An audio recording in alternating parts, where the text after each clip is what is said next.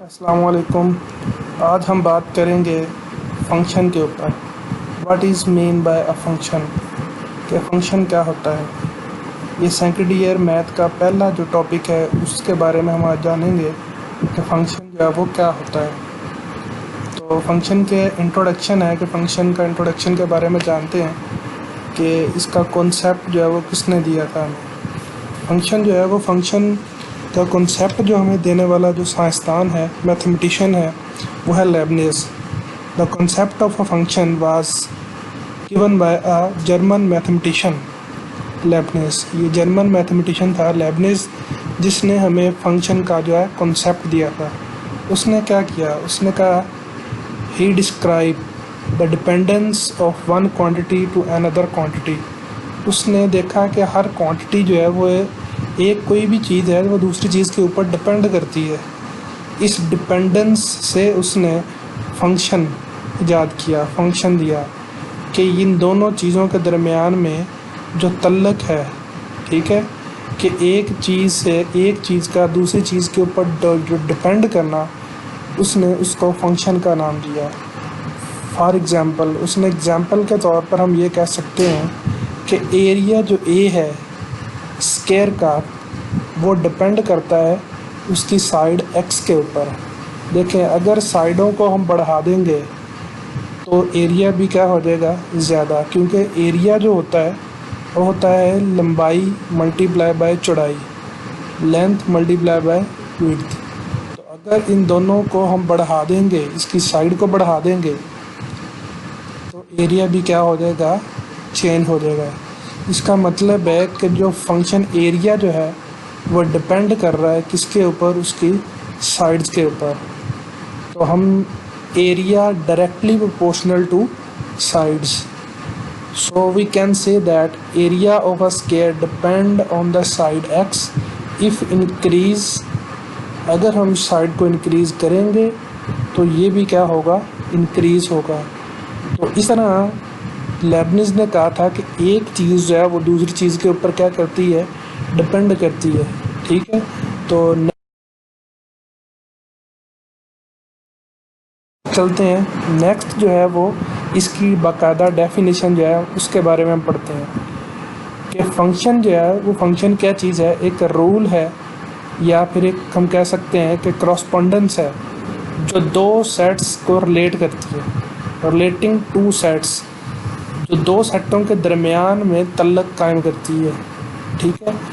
इन सच वे, किस तरीके से ईच एलिमेंट, हर एलिमेंट जो है वो फर्स्ट सेट का, पहले सेट का जो corresponds to another element of the second set, के एक हमारे पास सेट जो है उसका हर एलिमेंट जो है वो दूसरे सेट से क्या करता है, करस्पॉन्ड करता है।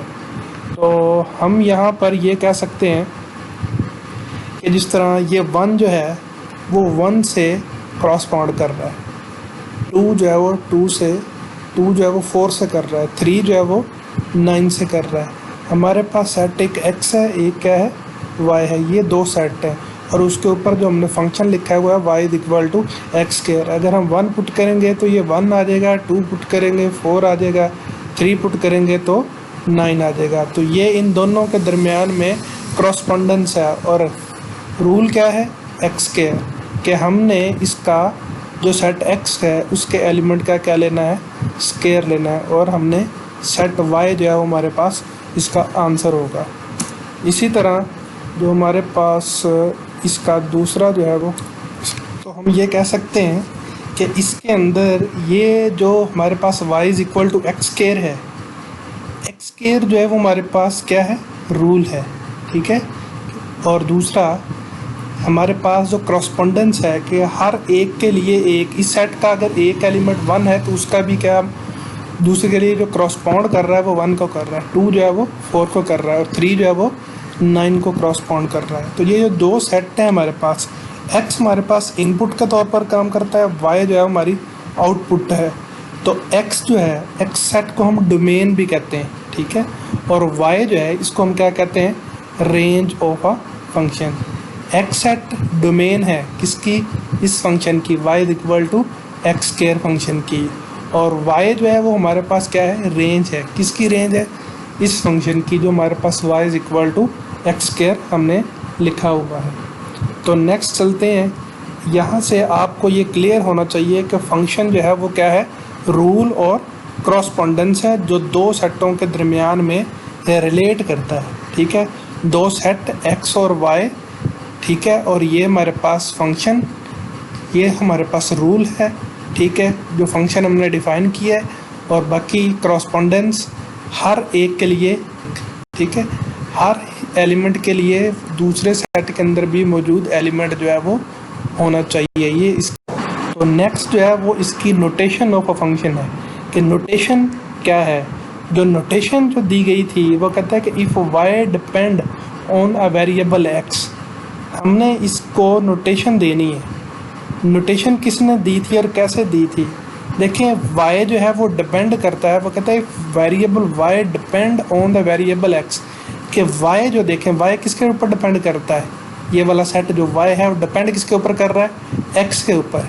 जैसे ही हम इनपुट को चेंज करते हैं y भी क्या हो जाता है, चेंज होता है। तो y जो है वो डिपेंड कर रहा है किसके ऊपर, सेट x के ऊपर। किस रूल के हिसाब से, y is equal to x square के हिसाब से, in such a way that each value of x determine the exactly one value of y। तो y की हर वैल्यू जो हमारे पास आती है वो x की हर एक वैल्यू के साथ आती है।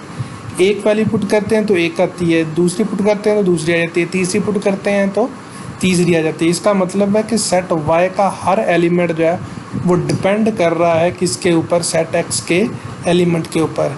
तो हम यहाँ पर ये कह सकते हैं कि y जो है is a function of x। y जो है वो फंक्शन है किसका, x का, क्योंकि y डिपेंड कर रहा है किसके ऊपर, x के ऊपर। जैसे ही x चेंज करते हैं वैसे ही हम y भी चेंज होता है।